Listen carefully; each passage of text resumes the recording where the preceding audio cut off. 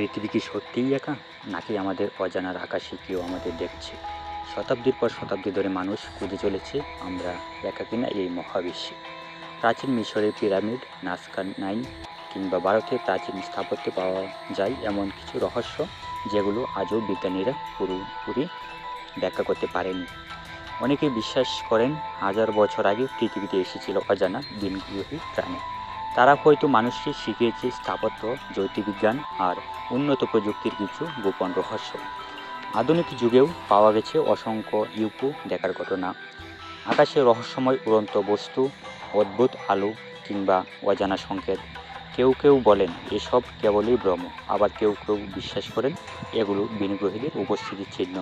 তাহলে প্রশ্ন থেকেই যায়, এলিয়েনরা কি সত্যি পৃথিবীতে এসেছে, নাকি এগুলো কেবল মানুষের কল্পনা আর অজানাকে ঘিরে বইয়ের গল্প?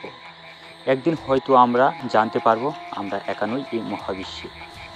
ভিডিওটি ভালো লাগলে একটি লাইক দেবেন। দেখা হচ্ছে পরবর্তী এপিসোডে। ধন্যবাদ সবাইকে।